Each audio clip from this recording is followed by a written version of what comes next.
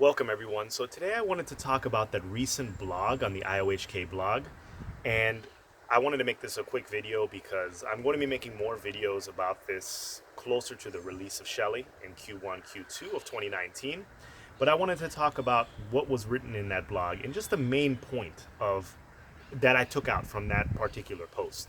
And I've touched on this in previous videos, but it's this whole idea of saturation point. And this is why I think that you should be excited about saturation point. So Cardano is a proof of stake platform. So basically what happens is you're going to be able to hold your ADA and hold your Lovelace within your dataless wallet, and you're going to be able to delegate that stake towards a staking pool. And when the staking pool wins and verifies blocks, you'll get rewarded for your work. And it's very passive. So you're just going to be able to delegate, and at the end of the time period or the block period, you will get paid. So why do I think that this is important? This whole idea of saturation point is because when you release proof of stake systems, there are a couple other coins that have proof of stake systems. What happens is there tends to be it starts off great for everyone. So the people that have average amounts of whatever crypto in their wallet and the people that have great amounts, but over time it skews up towards the biggest wallets. So wealth gets distributed to the gigantic mega whales. And you see something like that in Bitcoin. And although Bitcoin is not proof of stake, it's proof of work. But when we talk about mining pools, and they had a graph within the blog that shows that at the beginning it started out with a whole bunch of different mining pools that were participating within the proof of work ecosystem. But over time, those mining pools figured out that they're actually at an advantage if they combine. So it basically becomes a monopoly. So one company owns a lot of the hashing power, and it's just going to continue becoming the game of the ultra rich or the ultra big companies within this mining ecosystem. So in the case of Bitmain, and they own so much of the hashing power, and it's probably going to increase over time to where, in 5-10 years, they'll probably own almost all of the hashing power within the Bitcoin ecosystem.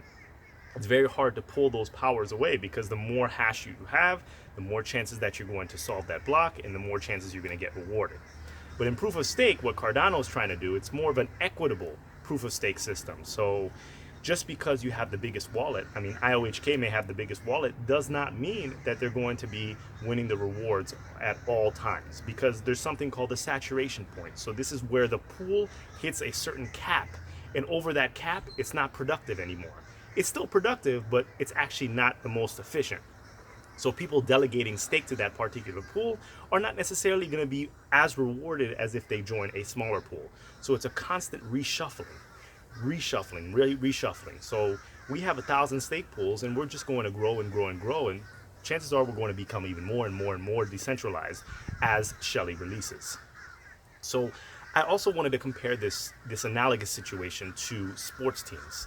In the United States, we have basketball and we have football, and it's a very similar situation. Like, for example, you take basketball.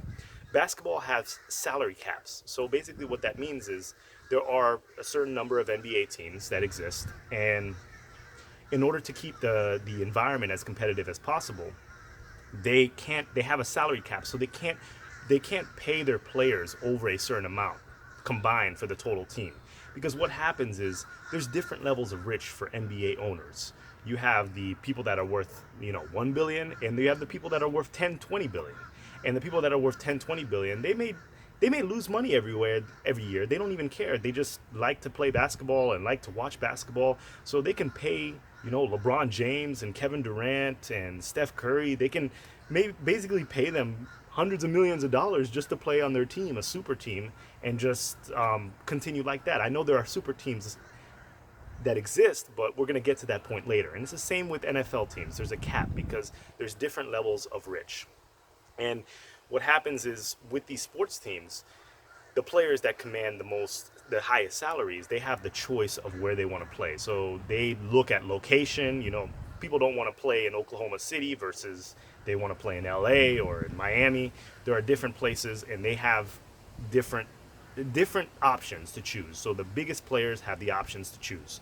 And there's only 32 teams. But here with Cardano, We don't have 32 teams. We're starting off with 1,000 staking pools, and it's not location dependent. You know, it doesn't matter whether the staking pool is in LA, or it's in Sweden, or it's in South Africa, or it's in Colombia, or it's in China. It does not matter, because there's going to be staking pools everywhere around the world.